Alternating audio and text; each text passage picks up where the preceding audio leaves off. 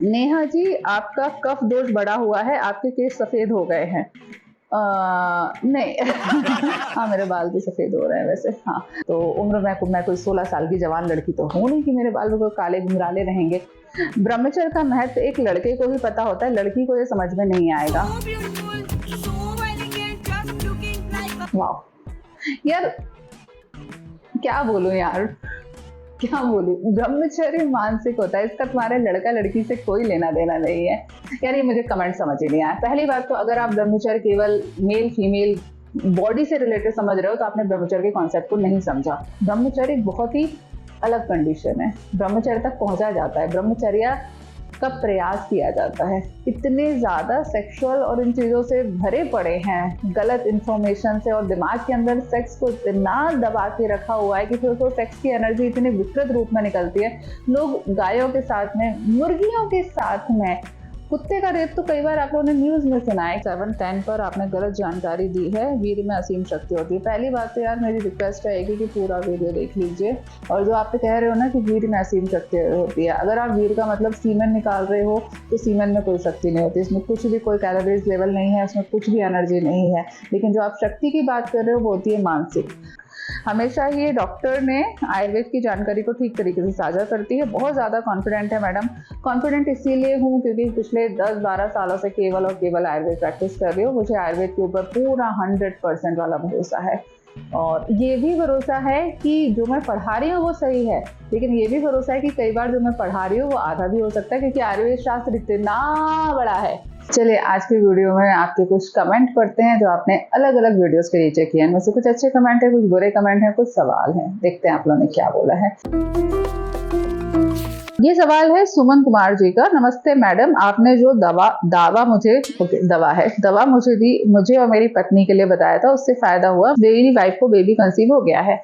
Okay, ये मेरे patient हैं जिन्होंने मुझसे टेलीफोन कंसल्टेशन बुक किया था। आई थिंक 3 या 4 महीने के लिए अपॉइंटमेंट उन्होंने लिया था, और उसके बाद में इनको इनफर्टिलिटी का ट्रीटमेंट चल रहा था, इन्हें बेबी कंसीव नहीं हो रहा था, बेबी कंसीव हो गया है, तो कांग्रेचुलेशन।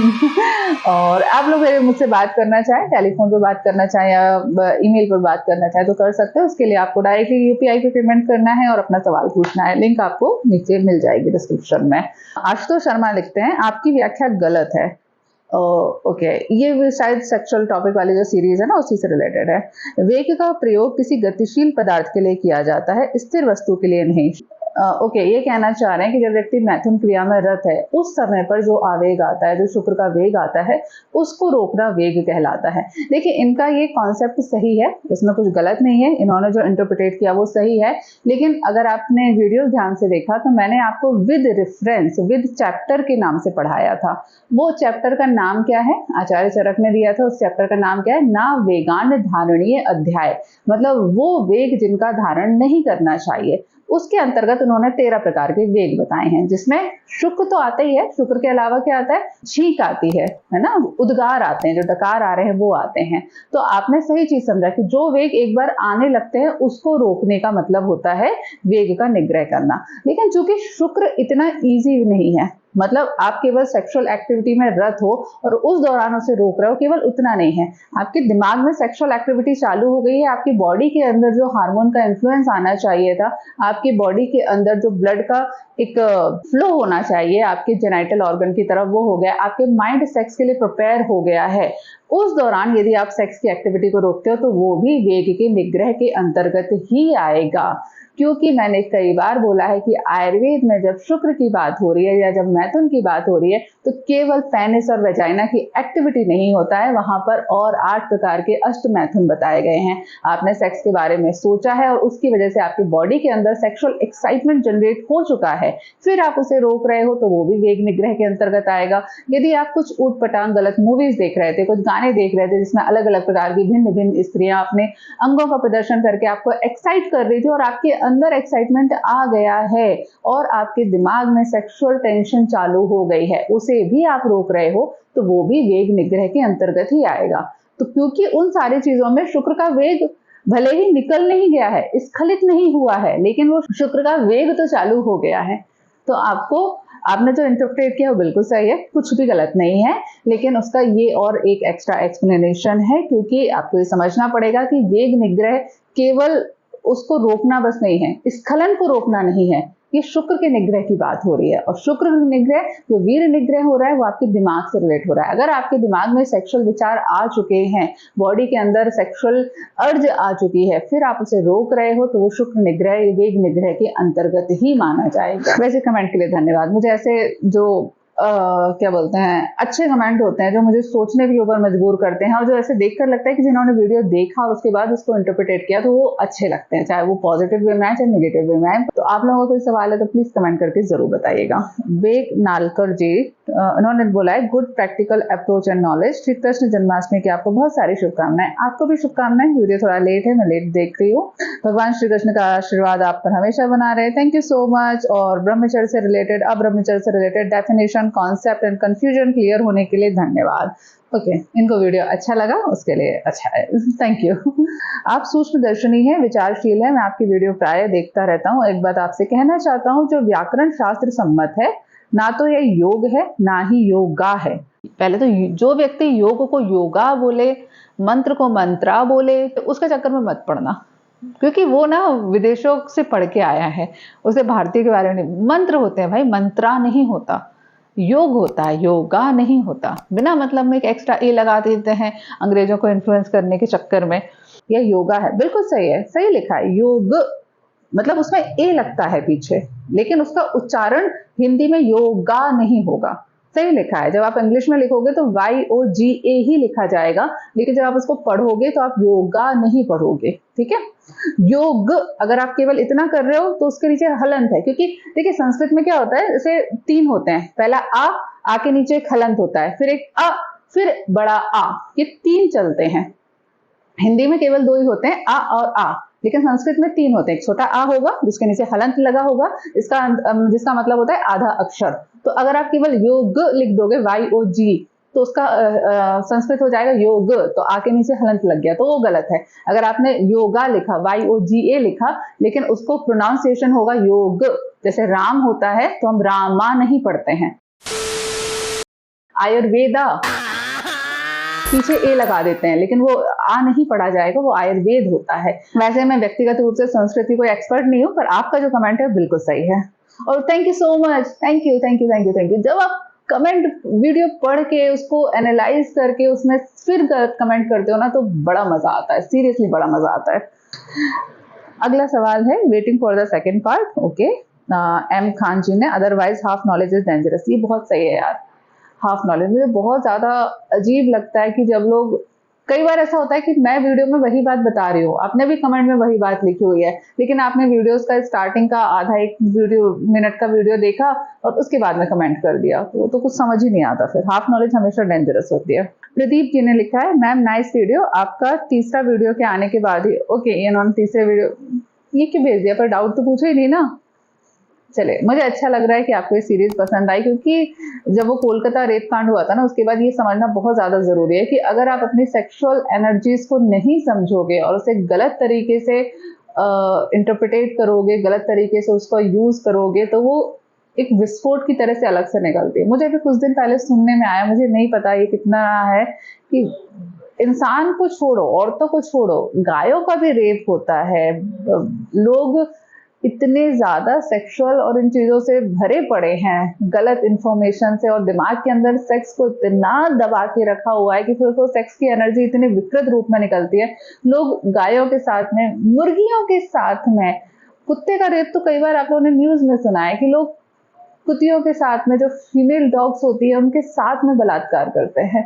तो ये बलात्कार होने का एक अल्टीमेट रीजन यही है कि दिमाग में सेक्स से रिलेटेड इतनी गंदगी भरी हुई है, सही नॉलेज पता नहीं है, अपने बॉडी के बारे में सही जानकारी पता नहीं है, और फिर वो बहुत ही विकृत रूप में निकलती है। तो अगर आप इन चीजों को समझोगे कि सेक्स उतना ही स्वाभाविक है जितना कि भोजन करना, सेक्स उतना ही स्वाभाविक है जितना कि सुसु और पॉटी जाना, तो आपको सेक्स को लेके ये विकृति जो आ रही है ना, वो अपेक्षाकृत कम आएगी। इसको समझो, ये सहज प्रक्रिया है, सहज ही रहने दो, विकृत मत बनाओ उसको। सत्येंद्र सिंह 340 ने कमेंट किया है 710 पर आपने गलत जानकारी दी है, वीर में असीम शक्ति होती है। पहली बात तो यार मेरी रिक्वेस्ट रहेगी कि पूरा वीडियो देख लीजिए। अभी मैंने तीनों सीरीज को कंबाइन करके एक वीडियो पे अपलोड कर दिया है, जिससे कि आपको कुछ मिस नहीं हो, आप पूरा देख सको। थोड़ी सी मेहनत करिए, पूरा वीडियो देखिए। और जो आप कह रहे हो ना कि वीर में असीम शक्ति होती है, अगर आप वीर का मतलब सीमेन निकाल रहे हो तो सीमेन में कोई शक्ति नहीं होती, इसमें कुछ भी कोई कैलोरीज लेवल नहीं है, उसमें कुछ भी एनर्जी नहीं है। लेकिन जो आप शक्ति की बात कर रहे हो वो होती है मानसिक। देखिए आयुर्वेद में या आयुर्वेद सभ्यता में या पुरानी वेदों की सभ्यता में ना दो वर्ड चलते होते हैं। एक होता है इंद्रिय दमन करना और दूसरा होता है इंद्रिय जीत करना। इंद्रिय दमन का मतलब होता है जब आप इंद्रियों को हद से ज्यादा प्रेशराइज करते हो। तब क्या होता है, जब आप उनका दमन करते हो तो वो एक स्प्रिंग की भांति होते हैं, आप जितना उनको दबाते हो वो उतनी ही तेजी से उछल कर बाद में आते हैं और विग्रह करते हैं, वो आपका पूरा विग्रह कर देती हैं। आपने एक तरीके का प्रेशर कुकर बना दिया। आपने सोचा कि आप इंद्रियों का दमन करोगे, आपने कुकर की सीटी लगा के उसको बंद कर दिया, नीचे से आग आप उसे देना चालू रखे हुए हो, आग देने का काम बंद नहीं कर रहे हो, तो अल्टीमेटली क्या बनेगा, उसके अंदर गैस बनेगी और फिर वो कुकर फट जाएगा, विग्रह हो जाएगा। इसे ये नतीजा होता है इंद्रिय दमन का। दूसरा एक वर्ड आता है इंद्रिय जीत, इंद्रजीत। भगवान महावीर को इंद्रजीत बोला जाता है। और जैन सभ्यता में ना जय जिनेन्द्र करने की परंपरा होती है। जय जिनेन्द्र का मतलब होता है ऐसे लोगों की जय जिन्होंने इंद्रियों को जीत रखा है, इंद्र को जीत रखा है। इंद्र मतलब कोई सिंहासन नहीं है, इंद्र को अपनी इंद्रियों को जीत रखा है। तो जब आप इंद्रियों को जीतते हो, इंद्रियों जीतने का मतलब क्या होता है, अपने इंद्रियों को अपने मानसिक बल से कंट्रोल में कर देना, कि वो आपके कंट्रोल में आ जाए। आपकी इच्छा है कि आप इस चीज को महसूस करो तो आप महसूस करोगे। आप बाहर से किसी वेग से प्रभावित नहीं हो रहे हो। आपको कोई बाहर की चीज ना ही आपके शरीर में किसी भी प्रकार के सुख दुख क्रोध माया किसी चीज को जनरेट कर सकती है। वो शब्द होता है इंद्रिय जीत का होना। तो अगर आप ब्रह्मचर्य का मतलब, वीर का मतलब इंद्रिय जीत से निकाल रहे हो, आप अपने सेक्सुअल डिजायर को अपने दिमाग से कंट्रोल कर रहे हो, आपको कोई बाहर की चीजें इन्फ्लुएंस नहीं कर पा रही हैं, आपने उस तरीके से अपने आप को कंट्रोल कर रखा है, तो ब्रह्मचर्य में बहुत ताकत होती है। अगर आप इंद्रिय दमन कर रहे हो तो आपने प्रेशर कुकर बना रखा है, वो एक दिन फटेगा और विग्रह का रूप धारण करेगा। तो इंद्रजीत बनिए, इंद्रियों का विग्रह मत करिए। हमेशा ही डॉक्टर ने आयुर्वेद की जानकारी को ठीक तरीके से साझा करती है। बहुत ज्यादा कॉन्फिडेंट है मैडम। कॉन्फिडेंट इसीलिए हूँ क्योंकि पिछले 10-12 सालों से केवल और केवल आयुर्वेद प्रैक्टिस कर रही हूँ। मुझे आयुर्वेद के ऊपर पूरा 100% वाला भरोसा है। और ये भी भरोसा है कि जो मैं पढ़ा रही हूँ वो सही है, लेकिन ये भी भरोसा है कि कई बार जो मैं पढ़ा रही हूँ वो आधा भी हो सकता है, क्योंकि आयुर्वेद शास्त्र इतना बड़ा है बहुत बड़ा शास्त्र है, जितना पढ़ते जाओ जितना समझते जाओ उतना कम है। नेहा जी, आपका कफ दोष बढ़ा हुआ है, आपके केस सफेद हो गए हैं। नहीं हाँ मेरे बाल तो सफेद हो रहे हैं वैसे। हाँ वैसे जो बाल की जो सफेद होते हैं, आयुर्वेद में इसको पालित्य रोग कहा जाता है। ये कफ के कारण नहीं होता, ये पित्त के कारण होता है। आयुर्वेद में बालों से संबंधित दो रोग बताए गए हैं, एक होता है इंद्रलुप्त और दूसरा होता है पालित्य। इंद्रलुप्त का मतलब होता है कि वो जो जेंट्स में होता है ना, यहाँ से किनारे से बाल निकलना, ये ऐसे ऐसे टकला होना चालू होता है इधर, उसको खालित्य रोग बोलते हैं। ये जो खालित्य होता है उसमें वात पित्त और कफ तीनों की दृष्टि होती है। उसमें पहले वात और पित्त बढ़े हुए रहते हैं और बाद में कफ के कारण अवरोध हो जाता है, जिसकी वजह से जो रोमकूप है वो बंद हो जाता है। उसका ट्रीटमेंट स्टार्टिंग कंडीशन में जब बिल्कुल चालू हुआ हो तब उसका ट्रीटमेंट किया जा सकता है। एक बार अगर वो हो गया तो उसका ट्रीटमेंट पॉसिबल नहीं है, रोमकूप परमानेंटली बंद हो जाते हैं। जो आपको बोल रहे हैं ना बालों वाले की बाल उगना चालू हो जाएंगे, उगना चालू हो जाएंगे, बकवास है। कम से कम आयुर्वेद के नाम पे तो बकवास है भाई वो। और दूसरा ये जो बाल सफेद होते हैं इसे पालित्य रोग कहा जाता है। ये पित्त के कारण होता है। जब बहुत ज्यादा पित्त बढ़ता है और पित्त यहाँ पर आश्रय होने लगता है, उसकी वजह से आपके बाल सफेद होना चालू होता है। बाकी उम्र का असर तो रहता ही है हमेशा, वो तो एक फैक्ट है ही। तो उम्र में मैं कोई 16 साल की जवान लड़की तो हूँ नहीं कि मेरे बाल बिल्कुल काले घुंघराले रहेंगे, एक असर तो आएगी, तो कोई बात नहीं। ब्रह्मचर्य का महत्व एक लड़के को ही पता होता है, लड़की को ये समझ में नहीं आएगा। वाह यार, क्या बोलूं यार, क्या बोलूं। ब्रह्मचर्य मानसिक होता है, इसका तुम्हारे लड़का लड़की से कोई लेना देना नहीं है। हाँ तो उसको सेक्स बोलते हैं या सेक्सुअल, और दूसरा सेक्स भी नहीं यार, सेक्स अकेले कौन करता है, सेक्स तो लड़का लड़की दोनों ही करेंगे ना। तो पता नहीं यार क्या है, चलो आगे बढ़ते हैं। ब्रह्मचर्य की ऊर्जा से सदा बाहर सक्रिय रहता है मन और शरीर। Very good. सही बात है। अगर आप ब्रह्मचर्य, आप मानसिक रूप से आप बहुत स्ट्रांग ब्रह्मचर्य फॉलो कर रहे हो, आप तो आपका शरीर बिल्कुल सदाबहार रहेगा, ये आपकी बात सही है। शरीर ऊर्जावान रहता है, बिल्कुल सही है। वीर्यनाश से हमेशा मन दुखी रहता है, ये भी सही है। आधा अधूरा पता नहीं। एक तो जब हिंदी के कुछ वर्ड होते हैं जैसे वीर्य है, शुक्र है, तो ये एक ही शब्द के अलग अलग अर्थ निकल जाते हैं। कुछ लोग केवल सीमन को वीर्य बोल देते हैं, लेकिन सीमन वीर्य नहीं है। क्योंकि अगर सीमन को ही वीर्य बोलोगे तो फिर ओज को क्या बोलोगे। आयुर्वेद में ओज का भी एक कॉन्सेप्ट है ना, जो ओज होता है, जो हमारे ऋषि मुनियों के पास में होता है। तो यस, अगर आप वीर्य का रोकोगे तो आप ऊर्जावान बनोगे, आप वेदव्यास जैसे जी बन सकते हो। बिल्कुल सही बात है। कमजोरी रहती है। इसको सही मानता है तो लाइक करें। पता नहीं यार, ये मुझे कमेंट समझ ही नहीं आया। पहली बात तो अगर आप ब्रह्मचर्य केवल मेल फीमेल बॉडी से रिलेटेड समझ रहे हो तो आपने ब्रह्मचर्य के कॉन्सेप्ट को नहीं समझा। वो जो मॉडर्न साइंस वाला सेलिबेसी और नो फैप हो सकता है, उसको आप बोल सकते हो, लेकिन वो ब्रह्मचर्य नहीं है। ब्रह्मचर्य के अर्थ को समझो। ब्रह्मचर्या, ब्रह्म में रहने वाली जो चर्या है वो ब्रह्मचर्य कहलाती है। और ब्रह्म क्या है? ब्रह्म के बहुत सारे अर्थ निकाले हैं, अलग अलग आचार्यों ने अलग अलग अर्थ निकाले हैं, लेकिन एक चीज तो सभी लोग मानेंगे कि ब्रह्म का मतलब होता है जहां से सब कुछ स्टार्टिंग हुआ है, शून्य, जहां पर कुछ नहीं है, जहां पर मन की गति बंद हो जाती है, जहां शून्य है, जहां एकांत है, जहां पर परम शांति है, वो ब्रह्म है। ठीक है। इसके इंटरप्रिटेशन अलग अलग दर्शन शास्त्रों में अलग अलग हैं, लेकिन भावार्थ लगभग सबका सेम है। जो कहते हैं ना कि ब्रह्म सत्य जगत मिथ्या, तो वहां किसकी बात हो रही है? सेक्स की बात हो रही है? नहीं, वहां ब्रह्म की बात हो रही है। मेरे गुरुदेव ने एक बहुत सिंपल सी बात बताई थी कि ब्रह्म का मतलब है कि जहां पर आपके सवाल शांत हो जाएं, आपके मन में चलने वाली जो उथल पुथल है वो शांत हो जाए, वो ब्रह्म है। जहां शून्य है, जहां परम शांति है, जहां घना अंधेरा है, लेकिन उसके बावजूद जहां डर नहीं है, वो ब्रह्म है। जहां पर सब कुछ समाप्त हो जाता है, जहां से सब कुछ शुरू होता है, वो ब्रह्म है। तो उस ब्रह्म तक जाने की, पहुंचने की, या फिर उस ब्रह्म में रहने की जो चर्या है, चर्या का मतलब दिनचर्या, आपकी जो लाइफ स्टाइल है, उसे ब्रह्मचर्य कहते हैं। उसका स्त्री पुरुष सेक्सुअल एक्टिविटी से कोई खास लेना देना नहीं है। मतलब अगर आपने केवल सेक्स को ब्रह्मचर्य समझ लिया ना, तो आपने, कहते हैं ना, दूध को मठा, उसका पूरा जो मक्खन था, घी था, वो निकाल के फेंक दिया, और जो पीछे का पतला पानी रह गया छाछ वाला, वो भी पतला वाला, उसको ग्रहण कर लिया, और उसको आप समझ रहे हो कि अरे हमने तो बहुत कुछ ले लिया। अरे वो घी तो तुमने फेंक दिया, जो मेन था, जो मलाई थी, जो घी था उसका निकला, जो मक्खन निकला था, उसको तुमने नाली में फेंक दिया, और जो नीचे से पानी पानी बचा है उसे तो ब्रह्मचर्य समझ रहे हो। तो वही वाली बात है, ब्रह्मचर्य आपके सेक्सुअल चीजों से लेना देना नहीं है। हाँ, आप सेक्सुअल एक्टिविटी बहुत ज्यादा कर रहे हो तो इसका मतलब है कि आपके दिमाग में 24 घंटे केवल सेक्स सेक्स सेक्स घूम रहा है। वो इंडिकेट कर रहा है कि आपकी मेंटल कंडीशन किस प्रकार की है। तो अगर आप बहुत ज्यादा सेक्सुअल चीजों में इन्वॉल्व हो, आप बहुत ज्यादा सेक्स कर रहे हो, चाहे वो मस्टरबेशन से कर रहे हो, चाहे मॉन मूवीज देख के कर रहे हो, या आप उटपटांग गाने देख रहे हो पूरे दिन, या उटपटांग जोक सुन रहे हो, या कुछ भी ऐसी चीजें कर रहे हो, तो ये इंडिकेट कर रहा है कि आपके माइंड के अंदर बहुत सारी अश्लील और गलत चीजें चल रही हैं, जो कि आपको उस ब्रह्म से, उस परम तत्व से दूर कर रही है। तो ये इंडिकेट जरूर करता है। लेकिन अगर आप एक अच्छे तरीके से आप सेक्सुअल एक्टिविटी कर रहे हो, नॉर्मल व्यक्ति हो, सेक्स को केवल उतना ही महत्व दे रहे हो जितना महत्व खाने का होता है। भाई हमको खाना खाना होता है दिन में 2 बार, रोटी सब्जी दाल चावल सब कुछ चाहिए। दुनिया का हर जीव है, जीवित रहने के लिए उसे भोजन चाहिए। तो उसी प्रकार से, जिस प्रकार से शरीर की एक नीड भूख होती है, ठीक उसी प्रकार से उतनी ही सहज, उतनी ही नॉर्मल, उतनी ही कॉमन एक नीड सेक्स की होती है। तो अगर आप सेक्स को उस रूप में देख रहे हो तो उससे आपके ब्रह्मचर्य से कोई फर्क नहीं पड़ने वाला। ब्रह्मचर्य एक बहुत ही अलग कंडीशन है। ब्रह्मचर्य तक पहुंचा जाता है, ब्रह्मचर्य का प्रयास किया जाता है। कोई ब्रह्मचर्य में हो नहीं सकता। अगर आप ब्रह्मचर्य आपने वास्तव में धारण कर लिया और आपका हो गया तो आपको मोक्ष मिल जाएगा, जो गौतम बुद्ध जी को मिला था। वो बैठ गए थे, सारी वृत्तियों का त्याग करके, सारी वृत्तियों को छोड़ करके वो बैठ गए थे, उनका हो गया था ब्रह्मचर्य, फिर उन्हें मोक्ष ही मिला है सीधे। तो चलिए अगले सवाल के ऊपर आगे बढ़ते हैं।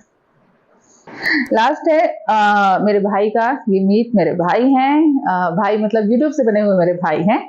नमस्ते नेहा दीदी, बहुत सुंदर लग रहे हैं दीदी जी। आपका सूट चेंजिंग होना बहुत जरूरी है, ड्रेस कोड जरूरी होता है, और भी ये जरूरी है, बिल्कुल जरूरी है। आपको एप्रोप्रिएट ड्रेस हमेशा पहननी चाहिए। लेकिन यार मुझे मेकअप करना, सजना संवरना इस दुनिया का सबसे गंदा और बोरिंग काम लगता है। सॉरी, लेकिन ये है। मेकअप करने का मतलब ऐसा लगता है कि भगवान ने जो चेहरा आपको बना के दिया है, आप भगवान से बोल रहे हो कि बेटा मैं आपसे ज्यादा अच्छा बना सकती हूँ उसे। तो वो मुझे इतना अच्छा नहीं लगता। और ड्रेस कोड वाली जहाँ तक बात है, मैं अपने सारे वीडियोस अपने घर पे शूट करती हूँ अपने काम वाम फिनिश करने के बाद में, तो कोशिश करती हूँ कि रिलैक्स होकर इजीली वीडियो शूट करूँ। बाकी हाँ, कोशिश करूँगी कि क्लिनिक में और बाकी जगह भी कुछ वीडियोस बनाऊं, कुछ पेशेंट इंटरेक्शन भी आपके साथ फ्यूचर में शेयर करूंगी। तो ठीक है, थैंक यू। और आप लोगों को यदि मुझसे बात करनी है, अपॉइंटमेंट बुक करना है, तो उसके लिए आप वेबसाइट नहीं है मेरे पास, आप डायरेक्टली यूपीआई से पेमेंट करके अपना अपॉइंटमेंट बुक कर सकते हैं, मुझसे बात कर सकते हैं। यूपीआई की लिंक आपको डिस्क्रिप्शन में मिल जाएगी। चलिए बाय बाय, नेक्स्ट वीडियो में मिलते हैं। Bye bye.